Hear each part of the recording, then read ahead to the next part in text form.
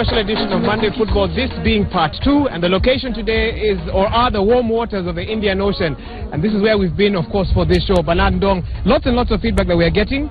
Maybe you can take us through that. Absolutely. Of course, we were asking earlier on, as far as the English Premier League is concerned, looking at the action that happened over the weekend, Waiga Maora, Manchester City slumped to Tottenham Hotspur, Arsenal winning ways, Chelsea ended their losing streak. We were asking, who do you think will actually clinch this year's title? And the feedback has been overwhelming. We can see here, this is Wasioma Bashir. You say that they're on the best form, that is Arsenal. Waspopata tu majeraha, that's what he says. And it seems that he's still keen on commenting about the setting of the show, and he says he loves the beach. Ikopoa sana, settled to watch the show. Thank you for the support, Wasioma.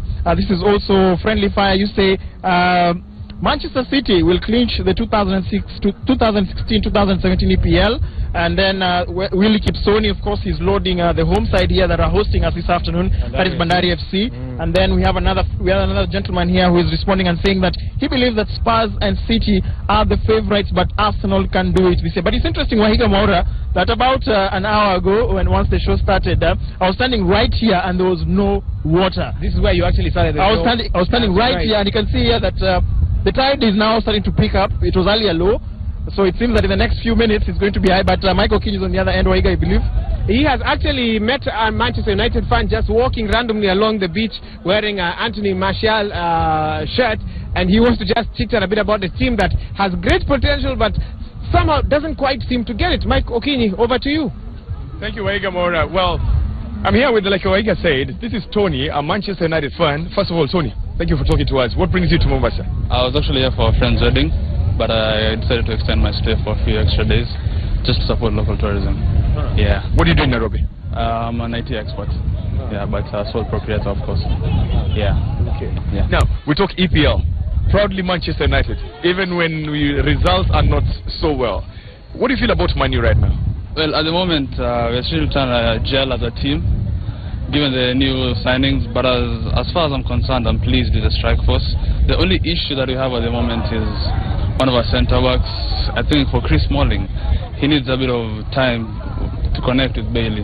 But by the end of the season, we'll be talking one or two. Our question of the day today is, we're asking guys, so many guys on Twitter, nobody of the tweets that we've gotten, 300 and counting right now, not a single person has given Man U the chance to win the EPL title. Why are Man U fans not confident of winning the title? Well, at the moment, you see, we have a new coach, so we're trying to implement a new system. But given the last 10 games of the season, I know very well we'll be competing with Man City. Yeah. Why do you feel that Man City are the ones who are favourites for this title? Unfortunately, yes. They've gelled so quickly under Guardiola, it's actually scaring. But this is the EPL.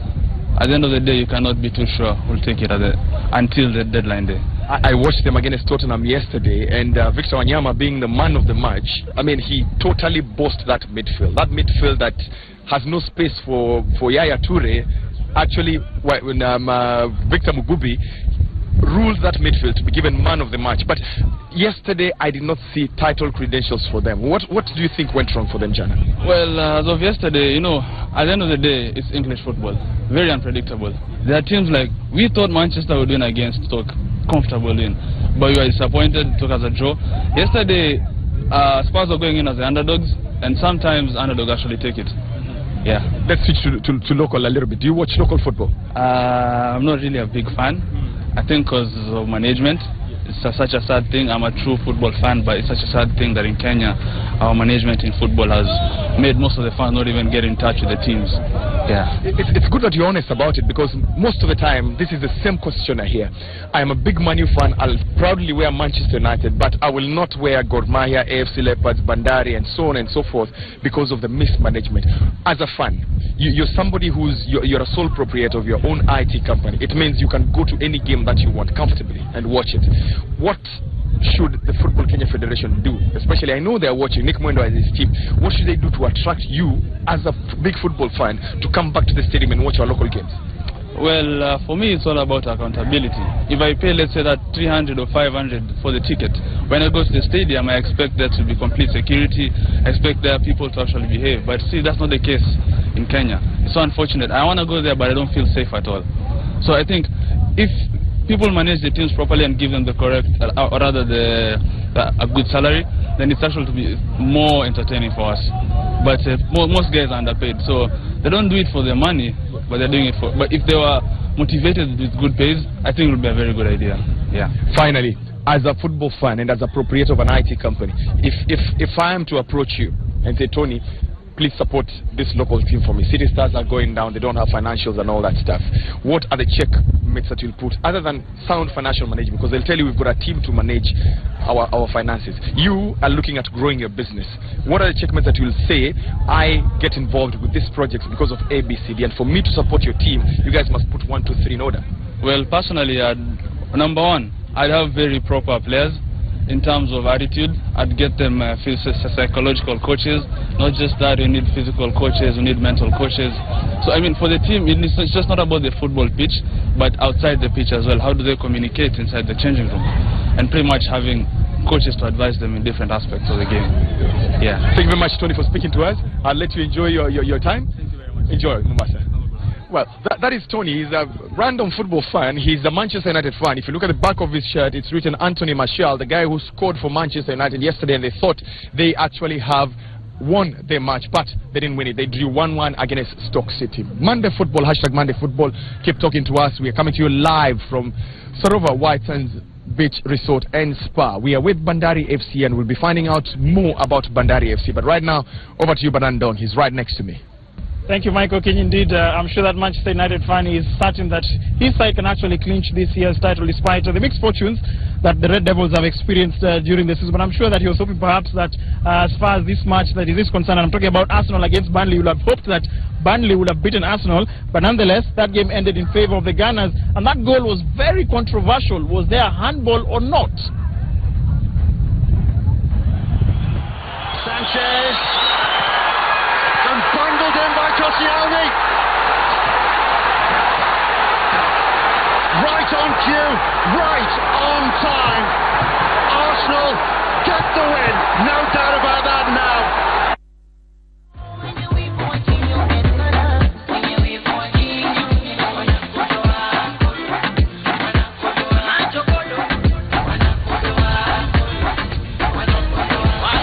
Now Liverpool, they were momentarily second in the English Premier League standings over the weekend.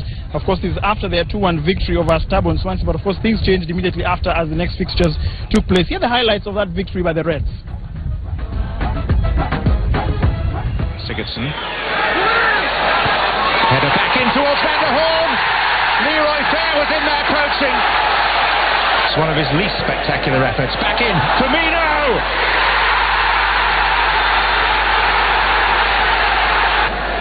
Firmino, and he knows it's the wrong side of penalties than 17 clubs. Made that 4. And Liverpool may well get their win in South Wales, having trailed for a long while.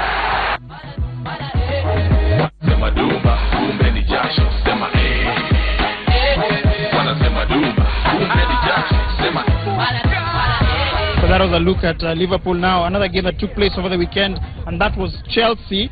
Chelsea, they ended their losing streak after beating Hull City by 2-0 with Willian and Diego Costa scoring those 2 winning goals. Does he go alone? He's on the right foot. The corner is great from Willian. Chelsea break the deadlock. Deserved as well. I thought he might have slipped Hazard into the left-hand side, who made an overlap and run, but once he chops off. In the meanwhile, here's Nemanja Matic. It's all opened up in front of him. Can he find a finish? Costa can! As easy as you like. Chelsea take a stranglehold on this one.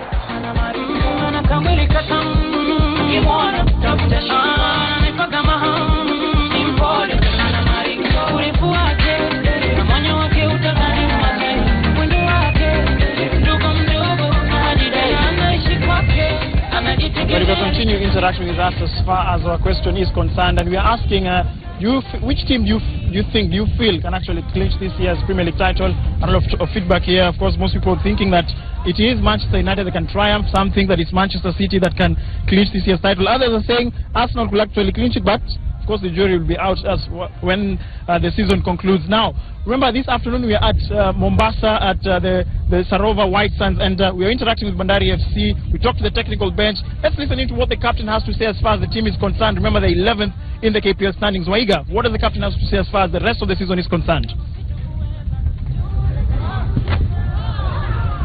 Well, we continue to interact with our team here for the day. Home team in Mombasa County, Bandari FC. And I'm joined by a gentleman I'm calling Mzee Kijana. He looks Kijana lakini mzee kwa football. He's been playing football for 15 years. But he began actually when he was at a much younger age with Maisa, of course. And after that picked up much later on in 2001 and has been playing until then. Wilson Obungu, familiar to many of you, captain. And of course goalkeeper of the Bandari FC team. Mambo vipi? Mambo poa. Uko poa? Tueleze kwa ufupi historia yako kwa kandanda. Ulianza wapi kufika sasa hapa mahali umefika? Okay, mimi historia yangu mpira nikiwa mdogo nilianza kucheza pale Maisa, Madhare. Na 1994 niliweza kupata nafasi nikafly Norway Cup tukacheza 94. Alafu nilipomaliza masomo yangu ya primary pale Nairobi nilikuja huku Mombasa tena. Nikajoin Hamisi High School na baada ya hapo nafikiri nikiwa form 2 ndio nikaanza kucheza top league. Nilipojoin Mombasa Heroes. So far wacha nikuulize, highlight yako in your football career ni gani? Mahali unafikiria ile siku nilikuwa nimefurahia sana? Okay, mimi debut yangu ya kwanza nilipocheza game yangu ya kwanza Mombasa Heroes. Nakumbuka nyakati ile nilitolewa kwa class direct. Nilitoka class direct kama saa 10 nikaenda straight kucheza. Sasa hiyo siku nilikuwa siko ready, but hiyo experience mpaka leo sidhani kama ile shaifikia ni ile the first time nilicheza national team. Na pia ni siku gani ulifeel hii football hainipeleki vipoa? Of course kila mtu lazima kuwe na ile low moment. Yako ilikuwa gani? Lowest moment ni nilipata injury ya kwanza ya goti nikiwa pale Tusker, alafu nikapona. Sasa niliporudi tena nikiwa Sopapaka nikapata injury bigger kushinda ile. So nafikiri wakati ule nilipoanza jaribu kupona nataka nirudi napata ma setback mingi. After ile time nilikuwa niko low sana kwa sababu nilikuwa nachukia sana kwenda uwanjani kuona watu wakicheza, watu wanaenjoy. Na wewe bado na mimi siwezi. Lakini ulipona. Nilipona, shukuru. Wacha tuongee mambo ya maisha ya pwani. Beach. Mtu akisema beach mtu fikiria raha, happy, lakini nyinyi kama Bandari mnatumianga hii beach kwa tizi. Tueleze hiyo tizi inafanyika vipi? Okay, hii tizi ya beach ni nzuri sana. Nafikiri hata ukiangalia nchi kama Brazil kule ambako mpira wachezaji wengi wamecheza kwa beach. Hapa unapata fitness, endurance. Unaona, alafu kama unaweza cheza hapa mahali pako tifutifu, unamaanisha ukipata mahali pako flat vizuri uko sawa zaidi. So you upata advantage. Okay, ukicheza kucheza hapa inakupatia advantage mingi sana. Kuna vitu mingi ambazo unaweza pata hapa natural. Zinakuanga sawa. Wewe ndio captain wa team nahodha. Ulipata hiyo kiti vipi? Ni nini coach maybe ama management ya timu waliona mzee kijana ndio anaweza fanya hii kazi? Okay, siwezi jua kitu gani kubwa sana waliangalia. Lakini maybe hiyo kwa humble, maybe nina experience, alafu maybe nilikuwa na the same position kwa klabu nyingine. So lakini nafikiri generally mimi huaga si mtu wa kunyamaza. Nikiona kitu inaenda wrong nafikiri na kuaga na approach hiyo kitu vile. So unaweza defend team yenu, kwa mfano huwa na shida unaongea mambo kama haya. Kama kuna problem kwa team mimi huwa naamini inasemekana, kwa sababu nilipokuwa nachezea pale Tusker wale captain walikuwa pale kama Victor Nyango na Abubakar Yusuf, nilisoma kutoka kwao kwa sababu wale walikuwa tuko na shida zote tukisema wale walikuwa wanatuwakilisha vizuri. Kwa hivyo nafikiri vitu mingi nimelearn kutoka kwa wao. Nasikia pia kucompose dance style ya kucelebrate, ya kusherehekea hii team, wewe pia ndio unafanyanga hiyo kazi. Tueleze ukifikiria dance move ya kucelebrate on the football field, what kind of thinking does you go into? Unajua kitu ya kwanza lazima tuwe na ile watu wa feel good, ile feel good factor. Sasa ukiangalia mimi napenda muziki za Lingala na zina move nzuri. So huwa nataka watu wa enjoy. Wakifika pale unakuta kuna mtu mwingine anashangaa unaweza fanya hizo vitu mbele yake. Sasa naomba hiyo kitu ukinifungia bao naweza toka kule kwa goli nije nifanye. Ni dance move gani ulifanya hata timu ikashtuka? Hiyo tutafanya kweli? Tuonyeshe. Mafanzi mbona wanataka kujua sasa vile wamesikia. Kuna ziko mingi. Chagua moja tu. Kama sasa hizi kuna wakati Kofia alikuja inaitwa Kofia Pigi. Na wale jamaa wa kuact walifanya kitu moja wakitembea. Sasa tulikuja tukaingiza katika nyimbo yetu. Nipe mic tuonyeshe kwa ufupi tu inafanyika vipi?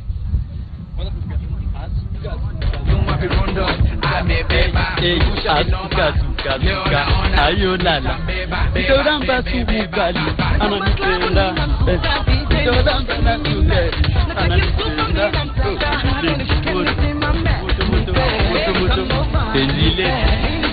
Ziko mingi. So kwa kichwa yako, how many celebration moves do you have? Ukizihesabu 50, 100 ama 10? Zile nimeshafanya, nafikiri kama mpaka saa hizi nime lose count kwa sababu nilianza kitambo nikiwa Tusker tukiwa na Alan kule. Kila mahali huwa naenda mutaka tufanye kitu mpya kulingana vile situation kunaenda. Kitu kitokea mpya ambao tunaona tunasikia raha, nafikiri uoge naingia tu kwa kichwa hapo tunafanya. Tukimaliza siku za usoni upande wa kandanda, wewe una mipango gani? Okay, kuna naweza kuwa coach, goalkeeper coach, naweza kuwa coach mwenyewe. Hizo ni plans ambazo tayari nataka kuanza kufanya hizo coaching courses. Na pia unajua kwa football kuna vitu mingi, naweza geuka nitoke pande hili kwa kama wewe sasa nazungumza mambo ya football kwa commentator. Sasa wacha tufanye example saizi. Ni mechi gani ya weekend ulitazama? Okay, tuseme Premier League kwa mfano. Premier League niliangalia game ya Arsenal mimi in 1 minute ndio hii kamera. Elezea watu wa home kuliendaje hiyo mechi. Anachukua pale mchezaji yule Bellerini, anaangalia pale mbele kumtafuta Walcott anapiga mpira pale namna gani anacheza na mpira ule. Wanachukua basi wale vijana pale Burnley, anajaribu kugeresha pale katikati mwa uwanja, anapokonya vijana na shaka. Imetosha. Kazi safi kijana, kweli unaweza pata kazi. Kuna vijana wetu huko Radio Citizen, Mwamburi, beki wa kupanda wa kushuka, Jacob Bisia. Tawaambia wasikize mambo yako pia, and then maybe in the future ujui vile Mungu akifungua mlango. Asante sana Wilson. Nimeshukuru sana. Shukran. Well, we continue with our show, of course, right here. And at this moment, I think I'm handing over to Mike Okinyi now, even as the show continues. Remember, this is part 1. Part 2 is happening later on tonight. Double header, and tonight we'll be telling you what will be happening. But you need to tune in, especially after Monday special. But for now, over to Mike Okinyi.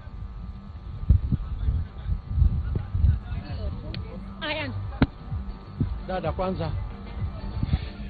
Well, thank you very much, Wahiga Mora. That is Obungu. I know him from the days of Sofapaka. Now he's at Bandari. He's called the team choreographer. Any dance that needs to be there, any celebration, he's the guy to do it. Well, Bandari is one of the teams that have got actually a board of management. Management board of Bandari is the team that does the core business of running this team. Well, I'm joined by one of the board members here. First, maybe you introduce yourself. Thank you, Mike. My name is Salim Sumra, board member of Bandari Football Club. As you know, we have been with the team.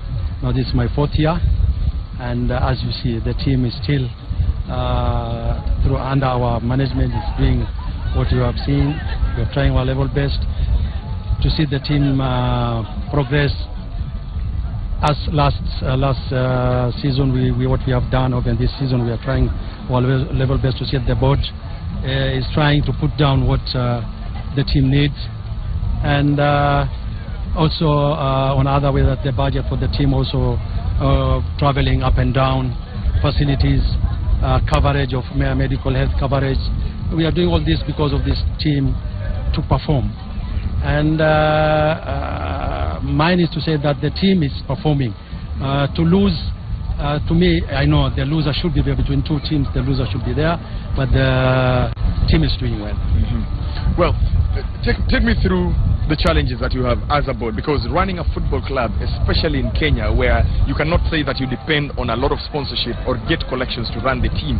What are some of the challenges that you face when you go to Bandari and say, as a company, KPA, Kenya Post Authority, this is my budget for Bandari and I need to do 1, 2, 3, 4. What is the toughest point of defending that budget that you present? Well, Mike, thank you for that question, but as you know, most of the teams which are run and with the management, Bandari is not a community team. It's a team which is under a very big institution, that is a port, and the budget which the team is getting from the Bandari sponsorship for the team, we can't say that we have challenges of running the team. We are performing well. What we need for the team, we are catering nicely, and sometimes you see the team when performs, we need some extra things, for example, to put in incentives for the team. These are the things where sometimes you get a challenge that you say, okay, we want to take the team out of Kenya, and at least to give them something that they to give them morality on what they have done, what have they performed, what they have given the Bandari team for performing. Mine is to say that challenges for the catering for the team, we are okay. We are okay, as you see. Yes. Since I'm being with the board, with the Bandari, this is my 4th year, and we are doing, on financial, we are doing well. There's no any up and down. Okay. Now tell me, in terms of funds, Mbaraki is one of the places that I love because the fans come out in their large number. They love their team in Bandari. But if you're playing away, there are no fans. Your fans are not there. What do you guys need to do? What do you think needs to be done to attract more fans to your team? Well, Mike, on that case, we have seen that, first of all, the team, it should be having one way or the other, that the players which are playing for the team, normally, the home team is home team. The players who are coming from around the coast, yes, the fans, also when they come in, they see that over these players for Bandari, this is Omar, this is Hassan. These are indigenous coast people. Yes, and now see, players. Yes. we have the team which now at the moment we are trying to see that with the fans it will do more better. We have players from Taita Taveta, we have from South Coast, we have from Malindi, from Kilifi, and town, the CBD area also we have players, and from up country. At the moment I think the games which are playing, it's not like the last season, the way the fans are coming, they are doing well, and also we are trying to put down the members. We are trying to open a way out that some of the fans to be the members of Bandari Football Club. In one way or the other, it's only incentives. We have to see that which way is good, to see that.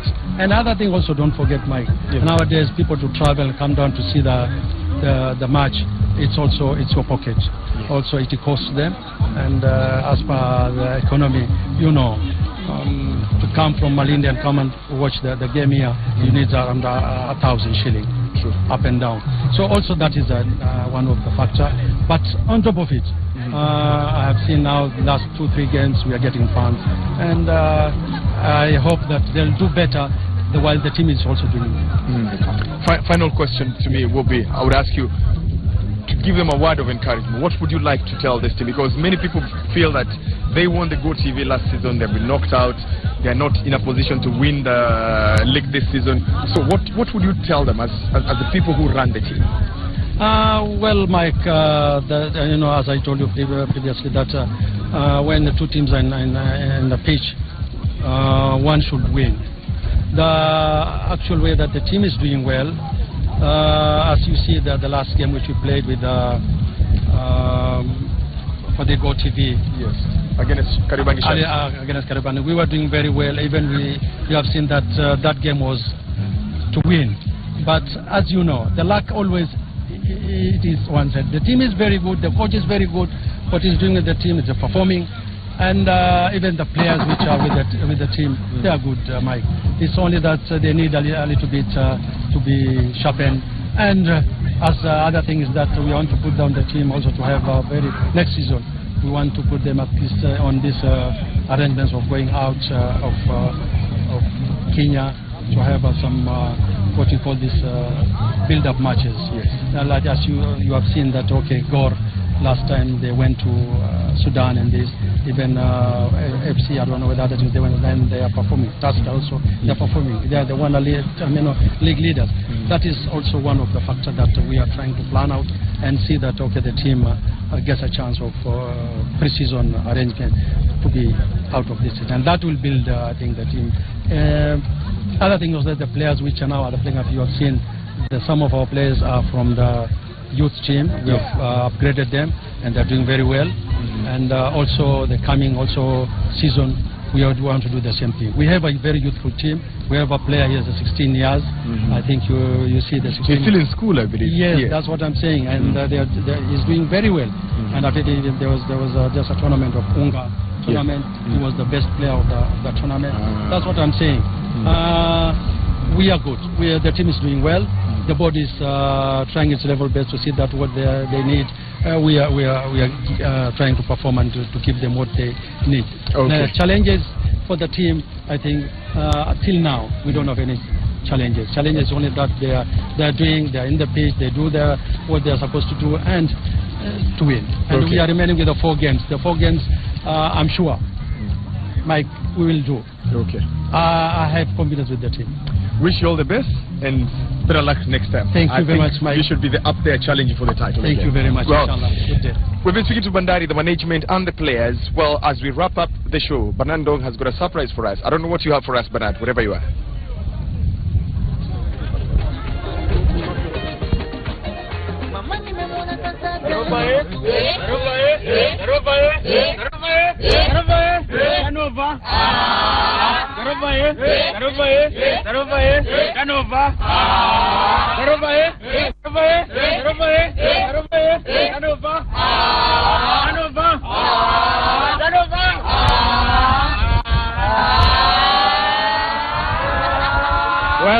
Well. That is the Sarova animation team. Of course, they're just giving us a snippet of what they do each and every day, just telling us more about as far as what they do. You can see how the kind of camaraderie they have, the kind of friendship, the kind of interaction that they have. And one interesting thing I noticed as far as animation teams are concerned is the fact that each and every time they have a smile on their faces. And just to tell us more about what the Sarova team here does as far as ensuring that that atmosphere, that hotel atmosphere, is more than just sitting on the chairs, enjoying the meals and enjoying the flora and the fauna. It's something much more. So Mary, the concept of animation, where did it start, and why do most hotels within the region actually adopt it? Thank you very much. Actually, the animation concept started in Greece and the Scandinavian countries, and it was transported here through African Safari Club, and of course the other hotels around imported them, or you could say copied it into their, incorporated it into their system. And of course, right now as we are standing here, the animation team has one of the largest. We are the largest animation team on this side of the coast. The Sarova Hotel Fan A team. We are one of the largest ones. And of course, what we do here. How many are you? We are 13 at the moment. And of course, that is not including our supervisor and our manager. So that will make us a total of 15. Tell us about your typical day, because one thing I noticed is that you always have this positive energy surrounding you each and every time. How does a typical day for you guys unfold? Okay, we are the Fun A team. So as the name suggests, we are here to have fun. We are the animation team. We animate. So anything that we do, we have to make sure that it's fun. It's a positive energy that we give, and we portray out to our guests so that they enjoy and they have fun while they are staying with us. So our typical day starts around 8 in the morning. We come in, we do our exercises. We need to keep fit. Just let me interject there. Exercises, what do you do exactly? Because I know for football, for sports people, yes, there's a specific technique they do. For you guys, is it going through your routines? What do you do? Well, we also do dancing. So we incorporate everything. We're like a group of artists. So we are dancers, we've got singers, we've got people who play with the kids. So we're like a multi-talented group. So when we come in at 8 in the morning, we do our dance practices. So we have to perform 3 nights in a week. So in the morning when we come, we do our stretching exercises so that we can also be ready to entertain the guests. Looking at your team, it's a very youthful team. I'm interested in knowing their backgrounds. Is everyone from Mombasa? Where do they come from? Yeah, we all live in Mombasa, but originally some are from up country, but they found their way here through various channels.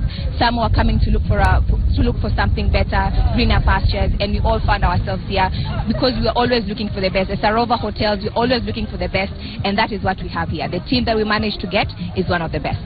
Of course, challenges you must be experiencing in everything that people do. There are challenges. What challenges do you face? Perhaps you find there's some clientele who don't fully understand what's going on. How do you cope with these challenges, and what are they? Okay, one thing we are told, one thing we normally do here at Sarova Hotels, of course Sarova White Sands, is always to have a smile on your face. Because we always say that a smile is a scarf that sets everything straight. So first thing, whenever you're meeting a guest, whenever you're anywhere, smile fast, and of course the tension is diffused already with your smile. But of course there's always some challenges you can face. Difficult clients, they are there. Anywhere you go, any job you have your challenges, but it's more of how you overcome them. And that makes you a stronger person. Seeing your colleagues dancing there, my colleague Michael Kenyan, of course, was leading a dance routine earlier on. Do you think perhaps he could be a dance leader? Oh, I know it. Why not? We're all about fun, of course. We want everybody to join us. If we could have everybody coming in, the better. Well, thank you very much. Of course, that's Mary. She's one of the lead team members of the Sarova animation team. You can see there the routine. This is something that they do. Just tell us about, like, for example, the routine here. What are they doing exactly? Well, my team is a crazy team.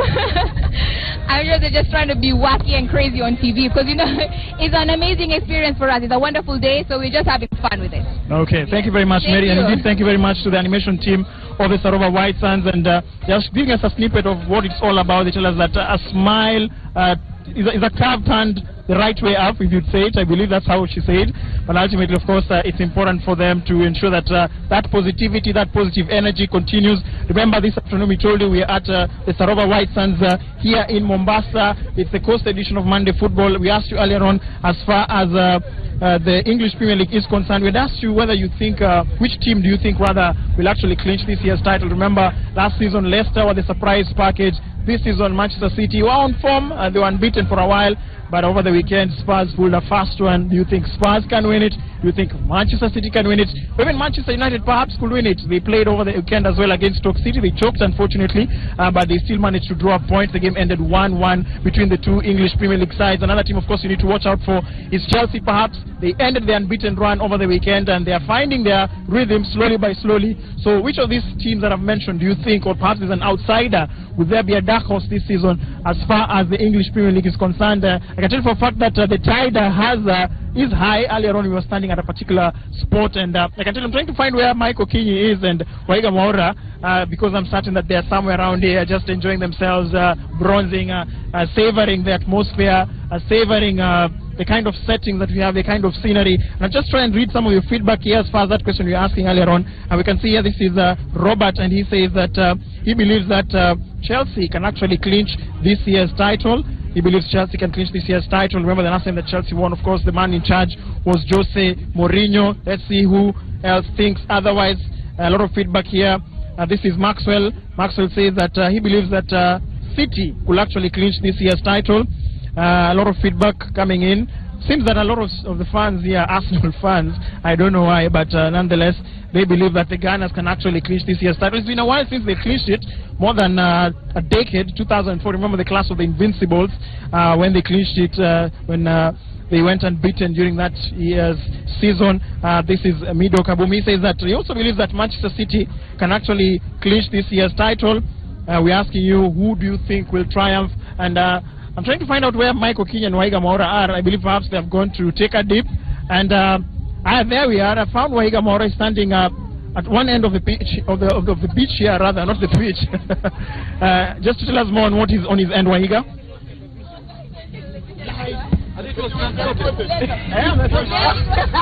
Last week we've got our 4 contestants here. Let's quickly get their names before we carry on to that. Naomba jitambulishe tafadhali. Of course mimi nakujua. Okay. Naitwa Feli Mulumba. Feli Mulumba, asante sana. Kutoka Bandari, na pia Kimani Muki. Kimani Muki. Feli Kimani. And then here, so what we are having is a challenge between Bandari and 2 other jugglers from other teams. They'll give us their names and the team very quickly. Jitambulishe tafadhali. Tony Mjoni. Kutoka timu gani? Talanta FC. Talanta FC Tony. Na mwisho hapa ni Osman Salim. Osman pia. So we have Tony, Osman, Kimani, and of course Feli as well. So this is what they are going to do. It's basically a 100-meter dash, but perpetuating the ball, and the ball cannot touch the ground. Tuko pamoja? Ball haiwezi anguka. The second rule is mikono lazima ziwe nyuma. Na wacha tuone demonstration kidogo. Hivyo. Sawa sawa? Are we together? All right. Let me get out of the way, and we'll flag off. Mmejua mahali mnafaa kufika. Where the cones are is where you will finish. I believe we are ready now. In 3, 2, 1, and action. Let's go. Here we are. Well, the Bandari guys seem to be doing a bit better. Wengine washaangusha. Kama umeangusha, please, you're out of the game. So it seems to be Feli is also out as well. It's quite tough when you have to put your hands behind your back. And Muki is the man, and he's the winner right here. He's kicked the ball into the water. Believe it or not, that's how excited he is. Let him retrieve that before it goes into the, of course, gets taken away by the tide. Bwana Muki, naomba tuongee kidogo hapa. Makofi tafadhali to this young man. He's very, very happy with himself. Kuja tuongee kidogo tu. Mambo vipi? Wakati niliwaambia mweke mkono hapa nyuma, naona huku shtuka. Ni kuset to mind, because You have to do it. You have to do it. And accept the challenge. Are you left-footed or right-footed? Both. I am right-footed, but I can use both. I no wonder. Sisi tunasema congratulations, tuko na kasa gift yako na tutakupea after the show is over, but well done, umetuonyesha kweli in terms of dribbling you are superior to the others. Naendelea hivyo hivyo. Sawa sawa? Thank you. Asante sana. Naendelea of course kutazama Monday Football pia. Asante sana. There we go. Of course, we'll be rewarding him for that as we do on every show here on Monday Football. And that's our challenge. We'll have a new, interesting challenge next week. Next week, another location. We love going to different stadiums across the country. Some of the most interesting locations like the beach. Who could have thought that this could be a ground for football? But if they do it in Brazil, we can do it here as well. Well, it seems I'm the only one left on the beach because everyone is in the water now. I can spy Bernard Ndong and Mike Okinyi, and they seem to be on jet skis. And I'm guessing that's how we're going to be winding up the show today. Let's take a look at how they want to do that. Very fun, I must say. A bit scary if it's your first time. But, you know, we finished with a bang here. So, shortly you will see them dashing off into the horizon. And that's how we'll be winding up the show. Of course, it's been a great pleasure. Big team here just making this happen.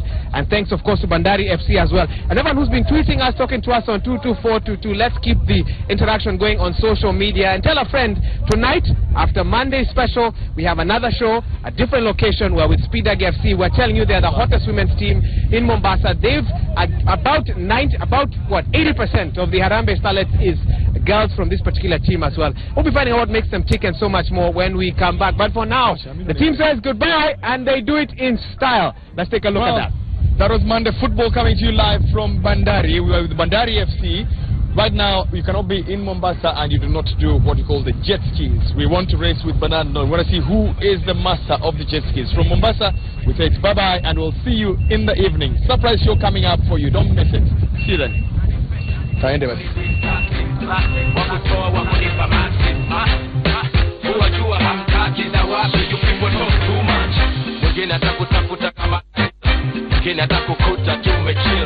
Akaleta maneno ya Kiswahili, atakujua unalipaje bill. Mwingine atakutagi, mwingine heki wazi ni hater. Ndio binadamu ka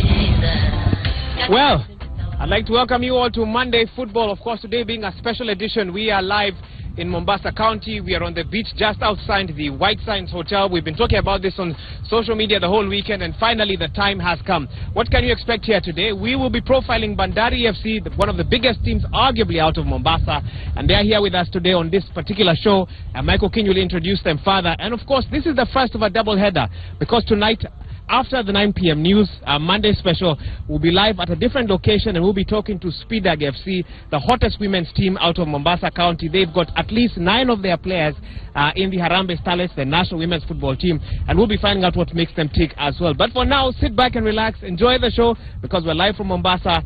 And now over to Bernard Ndong, who is somewhere just close to the water, and he'll be telling us what else will be happening in the show. Ndong, over to you. Well, I don't know whether it's Wahiga Maora or the camel who is scared as far as the two is concerned. But nonetheless, it's an honor this afternoon to be here in Mombasa County, and more specifically the White Sands Hotel, where this afternoon we're going just to be looking at the beautiful game. And just to remind you that we are asking you this afternoon is the fact that there's a lot of talking points as far as the English Premier League is concerned over the weekend. Big victories, of course, for Tottenham Hotspur. Chelsea finally ended their losing streak. And the question we're asking you this afternoon, interact with us on our social media platforms, and specifically on Twitter. We're asking you, do you think that given the fact that all these teams are able to show their mettle over the weekend, which team do you feel will actually clinch the English Premier League title? We're asking you, which team do you think will clinch the English Premier League title as far as that is concerned? And also be having highlights from the local front. Last weekend was the semi-finals of the GoTV Shield. We'll be having the highlights of the action and be telling you once again, of course, the teams that have qualified for the final. And of course, this afternoon we're also honored to have our very own Michael Kinyi, who perhaps he's seated in a much better setting than where I am, because the tide is low, the sun is high, but where Mike is, there's some shadow, and of course he'll be telling us which team will be focusing on this afternoon.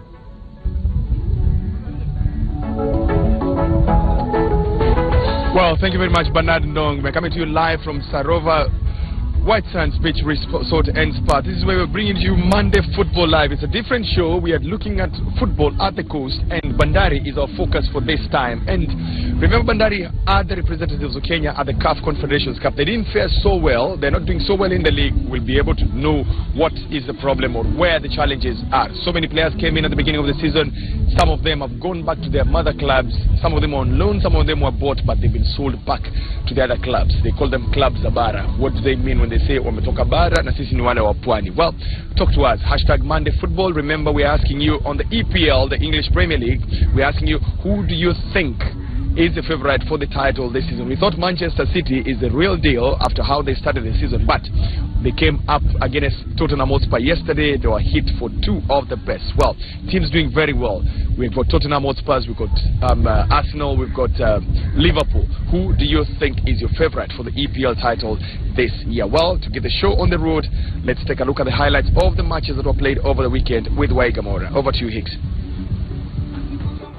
Well, as we mentioned earlier, we've got a very special show here today, so don't be surprised if things just happen out of nowhere. Behind me you can see some excitement on the beach. This is beach life. This is what they call arguably Mombasa Raha, and this is where Monday Football is happening today. But we're here to talk about football, and specifically what was happening over the weekend. Ulinzi, they marched through to the final of the GoTV Shield Cup after an emphatic 4-1 hiding of Kariobangi Sharks, with John Makwata scoring a hat-trick for the military side. Here are the highlights of that particular match. They're still being relied on here. Manages to get past the defender. He's got only the goalkeeper to beat. Makwata hits the net. Just about a minute after he missed it, he makes up for it and changes the scoreline for the soldiers. Tries to get John Makwata again. And Makwata's running through the defense. He's put it in the net. 2 goals in 3 minutes for John Makwata. So Makwata goes for it and puts it in the net. Well, talk about a man getting a hat-trick. Kariobangi Sharks that get a chance. It's in the net. A lovely consolation goal coming off the feet of Steven Odiabo and well executed. Well, we stay with the GoTV Shield Cup, and in another match that took place this weekend, Tusker will now face Ulinzi in the final, of course, after Tusker edged KCB 1-0, increasing their chances of sealing a double this season after their dominance in the Kenyan Premier League. And Anthony Ndolo pushes it to Mieno. Then Mieno tries to put it in front of his strikers. The goalkeeper is almost off his line, and then it's in the net by Wafula after Alan Wanga attempted to put it in.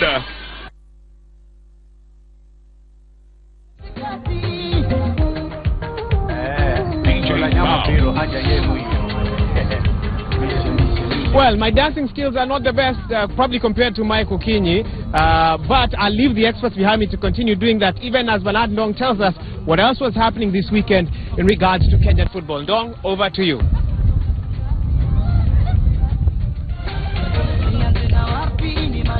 Well, of course, the final of the GoTV Shield will be between Tusker FC against Ulinzi. It's definitely going to be quite the final. Now, staying with the beautiful game, and Spedag consolidating their place in the summit of the Women's Premier League Zone B after an entertaining 2-2 draw with Soccer Queens in Mombasa. Spedag led by 2-0, following goals by Sharon Bushenei and Terry Sevilla. Soccer Queens struck back with 2 of their own when Esther Nandika struck a brace in the 4-goal thriller as the two sides shared the spoils.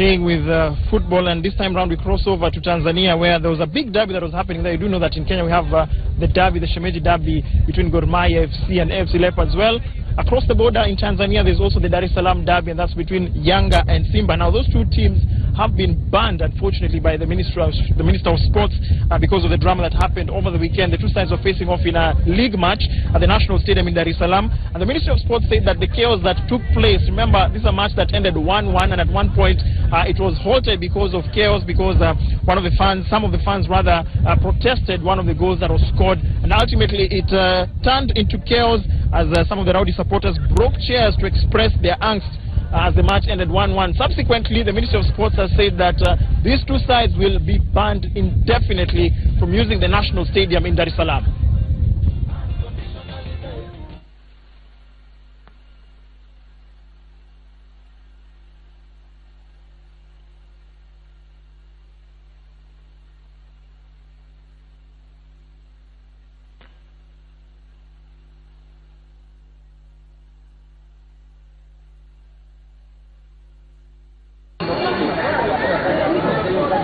Kweli uharibifu uliofanyika vilabu vitalipa, na tutakamata mgao wao, hatutaugawa mpaka wamelipa gharama iliyosababishwa na uharibifu wa mashabiki wao.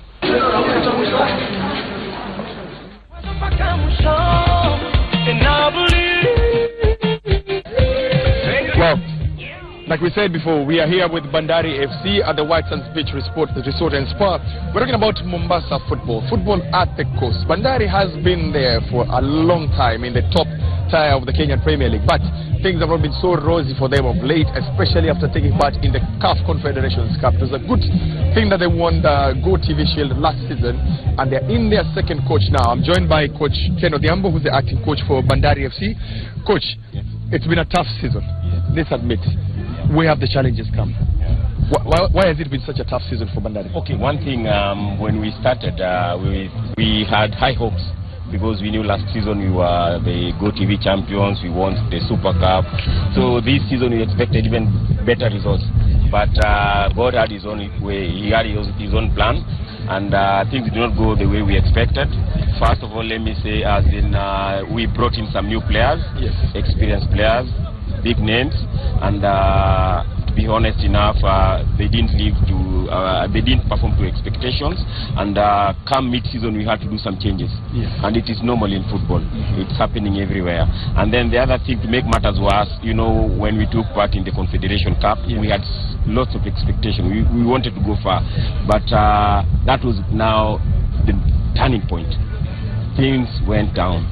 Things went the wrong way, the negative way, because one, even if you look at the teams in Europe, once they're knocked out of the major tournaments, they don't perform well, and it is normal. It happened here in Bandari, but thank God we managed to arrest the situation, because before things went bad, and I can say it's just a matter of time. We still have 5 matches to go, and we still have our targets, which is to finish among the top 8, and then come next season strategize and see where we'll go. Okay. Yeah. Well, there's a huge problem when you talk about football at the coast. You sign in players, but then they have to adapt to life at the coast, the so-called wachezaji wa bara. How difficult is it for them to settle here? I think it is not an easy thing, because somebody coming from different, like in Nairobi, the weather there is different from weather here in Mombasa. And then there's something called homesick. A player comes in the first month, after a few days he wants to go back. So those are some of the challenges we normally go through. And then the other thing is, you sign a player, you expect him to come here and settle fast, not knowing that his mind is still home, where he's come from. So those are some of the challenges we go through, but as a team we try to see how best we can handle the situation. Let me give you a very good example, is Anthony Kimani. When we signed him the previous year from Sofapaka. Actually, City Stars then Sofapaka. He came in, you know, it took him more than 3 months to settle. And after that, after the 3 months, Kimani was a totally different player. And you could hear the fans whenever he was not on the pitch. The fans, you could hear them shouting his name. Muki yako wapi? Muki yako wapi? Now, it is a process. It needs patience, and you as members of the technical bench, you need to have that confidence and talk a lot to these players. So what we normally do is we normally apply the 4 pillars of soccer. Yes. Physical, technical, tactical, and the psychological aspect. Yes. And that is what has been helping us. Okay. Yeah. Now, Bandari is the only team at the coast. Yeah. You're playing against 15 teams, and the nearest team is playing in Machakos. Yeah. Every 2 weeks you have to be on the road. Yeah. How do you plan yourselves in terms of training and getting these guys to actually perform? Because you're away most of the time, more than home. Okay, what we normally do, like Bandari is a company, and I'd like to thank the company because they've been motivating the players a lot. So what they normally do is they normally, the 4 pillars as I said, yes. The physical part that we normally do as coaches, but the psychological part, the company normally boosts the players with some small incentives. So that is what has been pushing these players, and that is what has been making these players perform. Okay. And if you look at the distance, like let's say 3 months ago, yes, we played within a span of like 2 weeks. We had more than 8 matches. Wow. We played 3 matches. Yes. Then Kikoso, we had like 5 matches within 1 week. Wow. It was tough, and people now we are starting to feel the heat. Like we've lost like 2 matches, the Karibangi Sharks, the City Stars match. If you are very clean, if you are a soccer lover or follower, you'll realize that it's not easy. These guys are human. So if they play like within a span of 2 weeks, you play 8 matches, it will reach a point where these guys will burn out. And that is something I've been saying of late, but that is not a major problem. We know how to handle it, and the last 5 matches, I know Bandari will finish with a bang. How important is pre-season, especially now that you know some of the times you have to play longer away from home? Climate in Mombasa and upcountry is totally different. Yeah. How important is the pre-season, and how do you handle pre-season to be ready for such stuff? I think pre-season, when you talk about pre-season, you're talking about your team. Okay. When you're talking about pre-season, now that is your team. You prepare well during the pre-season, yes, you will see the results. You prepare badly during the pre-season, you'll see the results. Yes. Take a very good example. The two top teams, yes, on the log. Yes. That is Tusker and Gor Mahia. Yes. Tusker did the pre-season well. Yes. They were in Uganda. Yes. Gor Mahia, they were in Sudan. Yes. So it tells you exactly. Now you get it. Because they played high-profile matches. Gor Mahia played also in Ethiopia. Yes. They went and played in Ethiopia. Yes. Tusker, their camp was in Uganda. Yes. So that tells you their seriousness. So if a team prepares well during the pre-season, yes, you'll see the results. A team prepares badly during the pre-season, the results will be there for everybody to see. So I think, and we are planning, God willing, come next season. Yes. Our pre-season will take it very seriously, and because we want to perform. And if you look at this team, Bandari, right now, yes, during the mid-season, we didn't go for the big names. We went for the young players, somebody like Amsa from Watate. We have Bilal, who is still in school. This is a 16-year-old boy. We have Ambani. These are from Posta Rangers youth. Yes. We promoted some of our players from the youth team, and that is now the way we are planning to go, because we realize if you only have the experience and you don't have these young players, then this team has no future. We want Bandari to have a bright future, and that's why we are going that way. Okay. Yeah. Now, so many times you're the only team from the coast. You got the advantage of you have the white sandy beaches where you can do your thing. How important is training on the beach? Because I can tell you, running on this beach in the morning, I feel it on my calves, I feel it on my legs. I cannot walk so well after that. How important is training on the beach? It's so important because one, when you are training on the beach, it's different from the normal surface, because you're like, when you're running, it's like the surface is not even. So you tend to like, well, if you have, for example, if you are injured, if you have a problem on your ankle or something, yes, it heals faster when you're training here, and also when you're training in the water. Yes. So I think we have an advantage on that side, yes, because during the pre-season, most of our training we normally do it here on the beach, and then when the season is on, we also do it not every day, once in a week, so that to maintain that level of fitness. Yes. But the disadvantage now that we have, yes, is when you have like a break, like now we have like 3 weeks break. Yes, from there's no matches happening. No in the matches. league. Yeah. You don't get those high-profile friendly matches. Because if you look at this side, we are the only team. Yes. Look at the teams in Nairobi. A good example. Look at City Stars. Yes. Before they came here, they had played Gor Mahia, they had played Rangers. Yes. And they won those matches. As we went for the lower tier teams, they didn't give us the clear picture. Now, if you look at the disadvantage now, that is now where it comes from. Okay. Yeah. Well, we'll be talking to Coach Ken much more. We'll be talking about the players that are in the team, mixing youth and experience. What does it take? The budgets for Bandari FC, what does it look like, and how do they sign players? How do they project the future to be? Because remember, it's the only team in the Kenyan Premier League from the coast. But unknown, over to you now. Well, what you can see on your screens there, these are two gentlemen, Tony and Osman. They are fans of Bandari FC. I'm sure they'll be hoping that the team's fortunes can actually change for the better. Currently, the team lies 11th, and they're hoping perhaps that the team can actually find its rhythm once again as one of the top coastal sides. Now, just interact with Tony. Tony, naomba ukuje hapo karibia hapa. Tuambie, umekuwa shabiki wa Bandari FC kwa miaka ngapi? Toka nzaliwa, that's 1997.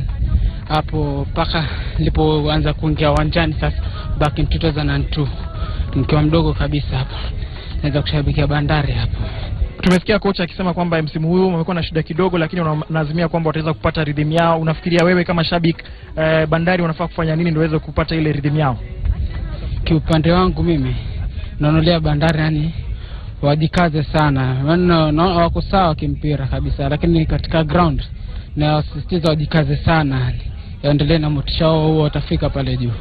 Tony, na wewe si shabiki pekee, pia wewe ni mchezaji kwa upande mwingine, you're a freestyle juggler. Tuambie nini unafanyanga hii freestyle juggling, ulianzia wapi?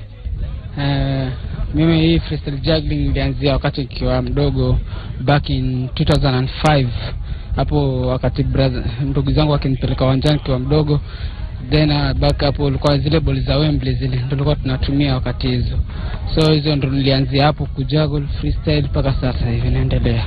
Haya, naomba Osman akuja hapa at least atuambie namna ambavyo alianza mambo ya juggling. Najua vile vile pia ni shabiki, is a fan of Bandari FC. Osman, tuambie juggling, wenzako wamesema yeye alianza kidogo kwa sababu ya ndugu zake ambao walimuinspire. Je, wewe ulianza mambo ya juggling vipi? Ameanza na juggling kwa sababu ni talent yangu yenye niliamkia nayo.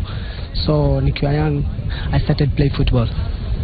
Na umeona timu yenu Bandari FC, wewe ni shabiki wa Bandari FC, wamekuwa na msimu, imekuwa na mixed fortunes, lakini wewe kwa maoni yako unafikiria kikosi hicho kinafaa kufanya vipi ndio iweze kuendelea msimu huu? Kulingana na kikosi cha Bandari kiko vizuri na wana maplayer wazuri pia, ila ninachotaka kuambia ni kuwa waongeze bidii, wa practice sana ili tuweze kuwa juu katika ligi. Je, unaazimio la kuichezea hiyo kikosi cha Bandari? Umekuwa ukijaribu kwenda kwa majaribio kuonekana labda kwa sababu unaona skills zako za kujago mpira ziko sawa. Je, wewe unaweza taka siku moja ukue umevaa hiyo shati ya Bandari?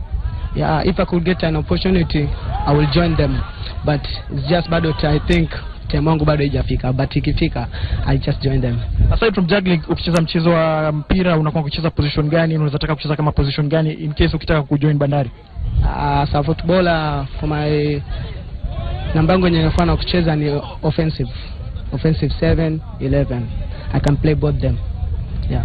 So na ukiangalia hii juggling yenu unaona mna doido fulani, tuambie, hebu tuoneshe hapa style zako ni gani, tuone kile unaweza kufanya. Can see them juggling the basic changing from one leg to the other. I can tell it's not easy to be juggling the ball on the beach, especially because of the sand. It's fine, slippery underfoot. You can see his colleague there, Tony, juggling the ball. I want to see something impressive. Nataka kuona kitu ambacho inaweza shangaza watu. Hii kila mtu anaweza fanya, hata wachezaji wale pale wa Bandari wanaweza sema hata sisi tunaweza fanya hiyo.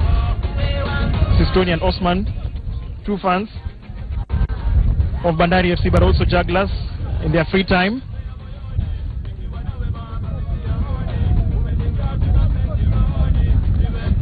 Thank you very much. Of course, that is Tony and Osman. These are freestyle jugglers, just giving us a snippet of what they do. And just to give you a hint, as far as Monday Football Challenge is concerned, it will involve these two gentlemen in some capacity. I don't want to let the cat out of the bag for now.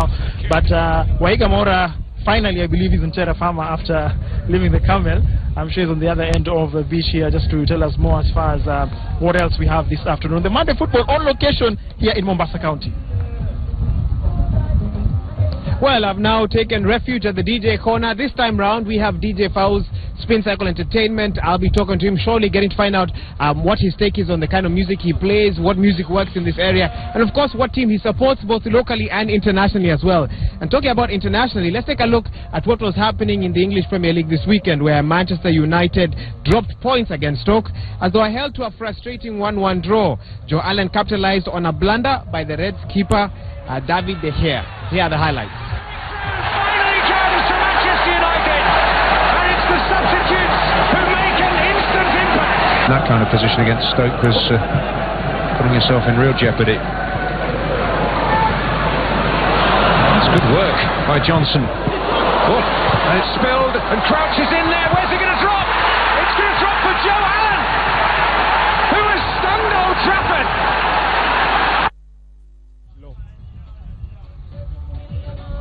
Meanwhile, Manchester City's unbeaten run was halted at White Hart Lane as Tottenham Hotspur fired 2 past the blue side of Manchester. They almost had a third goal, but Eric Lamella's shot was saved expertly. Let's take a look at how that game was played out.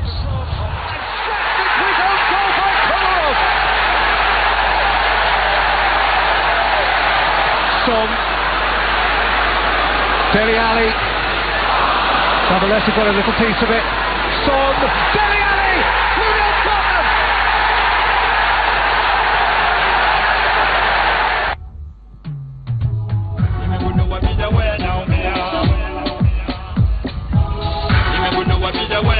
Well, we are here now with DJ Fowles, as I mentioned earlier, and I said I'll talk to him. That's what I want to do now. DJ, mambo vipi? Mambo poa kabisa. Tuanze na hii jina, DJ Fowles.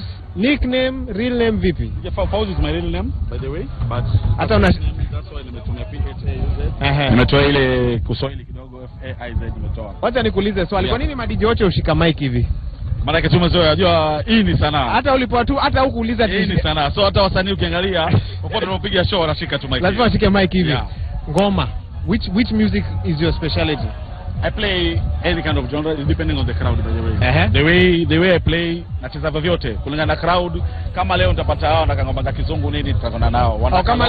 Kwenda leo tukitaka sio international, tuko pamoja nao. Sasa umecheck composition ya Monday Football, team umeona ni gani? So leo mix yako sana sana itakuwa gani? Timu leo, yani leo mix yangu nimeamua tukipe East Africa.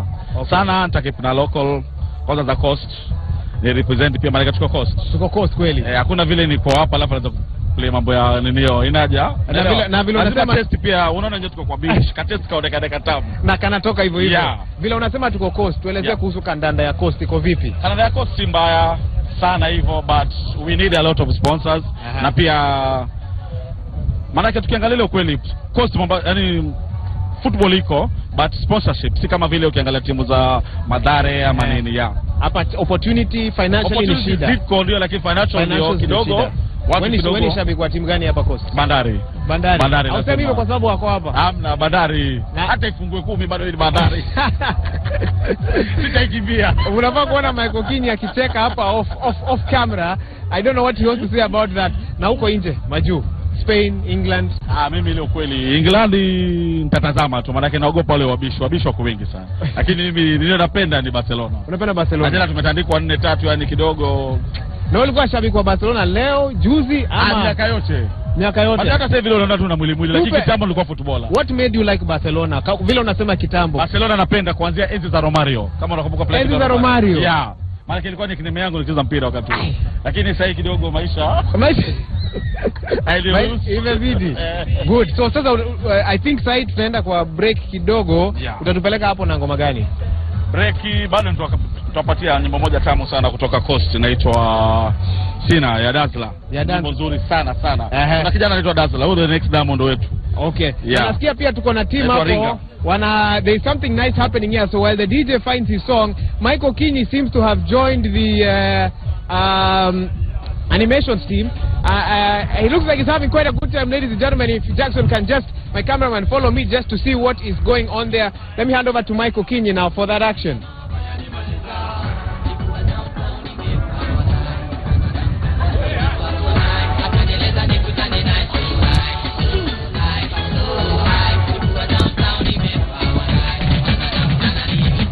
Well, lots of fun that is happening here at the course. The dance moves, I can tell you, it is not easy to dance on the beach. It's a form of exercise. They say dancing on the beach is a form of exercise that you will not want to miss. Well, I'm learning a few moves here, and it's a lot of fun. Just take a look at what you're saying on Twitter. Just a minute. Lots of reactions from you. Remember, we asked you, which team do you think will win the EPL title? Well, I start off with Mutuku Fred. You say, I'm watching you guys from the Coast Edition. Good job you're doing. Thank you very much. Then Yoshimitsu at Muroki Matahon. Muroki Matahon says, as a United fan, I believe we'll qualify for the European Champions League but not win the title. We can't continue to draw with small teams. Well, Geoffrey Okundi says, I believe Arsenal will win because they are on one of the best forms of their lives. Was Popata tu Majara. So you believe if they don't get injuries, Arsenal is the team to beat for this season. At Rosie Osore, you say hashtag wonderfully made. You believe it's a tough call in the EPL this season, but Arsenal will always dream to be crowned for the EPL League. These are my new fan, I can tell from the tweet. Well, Roy Odile says, my team prediction for EPL title is Liverpool. Yes, Muroki Matahon. Again, you see, looks like you guys are having a lot of fun at the coast. It's Tottenham FC's to lose. If they continue playing like that, they'll definitely win the title. Team Arsenal, Joseph Wataka says, Arsenal is on top of form right now, and with many players are fit. If they don't get injuries, that is what they will do, win the EPL title. Finally, Jeff Oyoma at Jeff Oyoma says hashtag Monday Football. The EPL is for Manchester City. This is Jeff from Kahawa. Keep talking to us, hashtag Monday Football. We'll leave you with the DJ's mix as we go into a quick break. We'll be right back. What